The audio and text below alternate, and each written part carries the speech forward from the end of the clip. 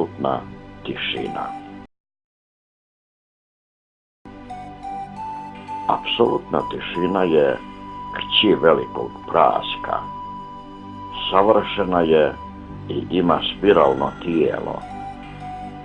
Ona ništa ne čuje i ništa ne vidi, hrani se odjekom svoje nečujnosti. U apsolutnoj tišini čuju se samo zuj vasiljene i žubor vlastite krvi.